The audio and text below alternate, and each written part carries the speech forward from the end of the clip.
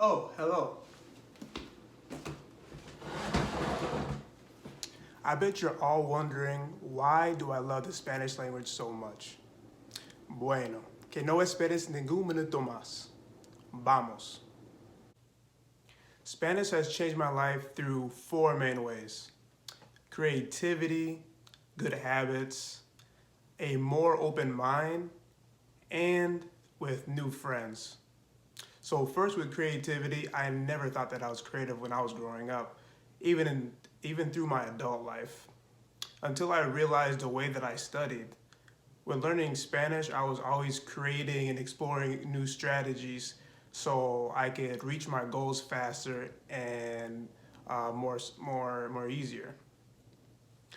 For example, one method that I implemented last year in summer of 2020 was I would put different sticky notes across my apartment complex or my apartment. So I would put a sticky note in the wall. I would label it La Pared, that is wall, La Luz, El Espejo, el refrigerador, el congelador, la mesa, la silla, and I would put those notes through everywhere within my apartment. And then every day I could look at them, read what the word was, and then pronunciate it. La pared, la pared. Okay, la mesa, la mesa. And just imagine how fast you can memorize words with this method. So that worked for a decent amount of time until, of course, you actually memorize all of them. So once I had all of those words that I had annotated in my sticky notes, I had to shift my strategy to a different method. So then I started to use flashcards instead of sticky notes here. And I would create different cards for different themes. So I would have one for business words, I would have one for adjectives, like things in the kitchen, school, different things like that. So that's how Spanish has really helped me to be more creative and just think outside of the box. You know, whatever is necessary, that's going to push you forward and is going to give you better comprehension and help you gain more fluency in Spanish. Developing study habits has provided me the structure necessary to build discipline. I would create a schedule for every day, and I would dedicate a certain amount of time specifically just to study Spanish after work. And then I would take that allotted time and then I would break it up even more so into different study methods. So for example, once I would get off of work, I would read for 15 minutes.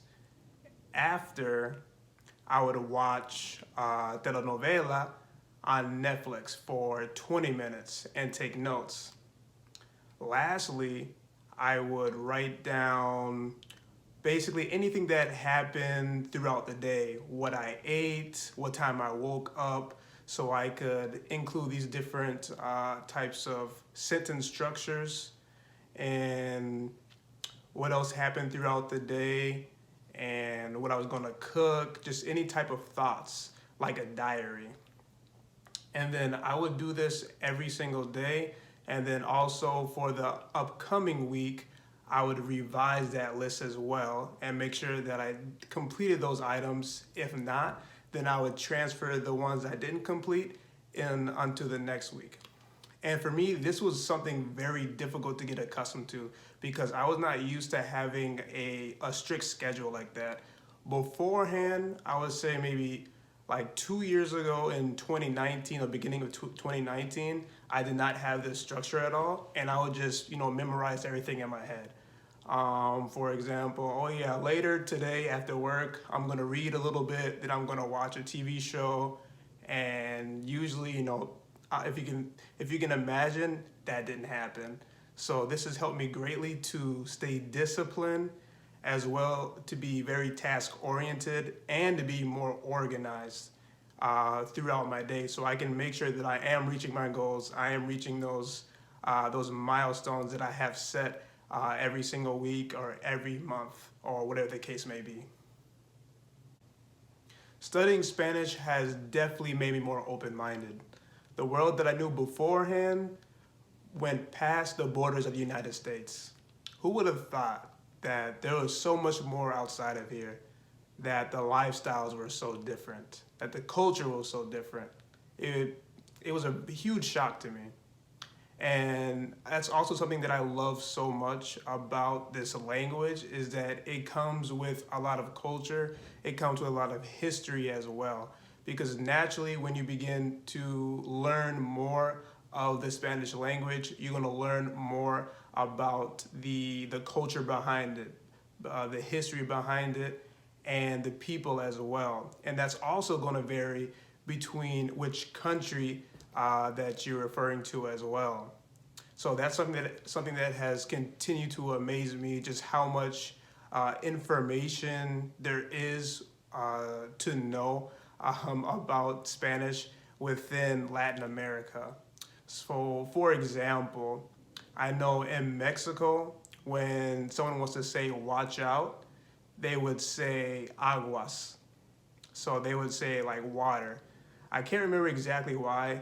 I think it has something to do with back in the past, they would like dump water from, I don't know, top of like a building or someone's house or something like that. You can look it up. But that's something that they would say there. But usually we would say cuidado. So that for me was pretty interesting. Or the fact that in Chihuahua, Mexico, their accent sounds a little bit similar to the accent in Argentina. And for me, that was pretty strange because I thought the Mexican accent was very distinct just to Mexico, and then it sounded like anybody else, and that Argentinians had a very distinct accent as well. But there was a little bit of similarities, although they're also very distinct. So learning about the different accents definitely blew my mind because there's so many different ones. And even within the country, there are different accents as well. And they have different words, they have different colloquial phrases. So that always impresses me and just entices me more to learn more through Spanish. And finally, new friends. I don't have enough words to describe how special that moment is when you're able to connect with someone in a different language. And for me, in Spanish has always been something that I truly enjoy and that I'm very thankful for. Because beforehand, there would have been a lot of barriers. For example, if I didn't know any Spanish at all, if I didn't know hola, ¿cómo estás? ¿Cómo te llamas? De dónde eres? And like, very just simple phrases, and the other person didn't know English at all, then, that conversation would be very difficult. So I'm very thankful that I took the steps necessary to, to be able to communicate with other people. Because then communicating with other people has led to establishing long-term friendships. And that's something also that I hold dear to my heart as well, because I've been able to learn more about, of course, Spanish, different colloquial phrases from different countries, because I have I've gained to know people from Guatemala, from Mexico, from Ecuador, from the Dominican Republic. So for me, it's also something, very new every time that, that I'm talking with them, being able to, share our experiences, our backgrounds, our cultures, because, they're very distinct. And that's something that I've always had a passion about, learning new things and learning about history. And they have been able to help me understand more about, their country's history, their government, and their economy as well. And as well to get me out of my comfort zone, because as I was saying beforehand, this world is a lot bigger than the United States. So being more accepting to other people, to other cultures as well. For example, something that they do in a different country, not saying that, oh, that's really weird. No, actually, that's not weird at all. That's just something that's custom for them to do there. So it's not weird at all. It's just, being able to change my mentality in that way has been, I would say, very life affecting as well. Now you all know how Spanish has changed my life forever. Please let me know in the comment section why you are learning Spanish, and if you aren't, why do you have a desire to learn? Please don't forget to subscribe and share this channel with your friends, and hasta la próxima.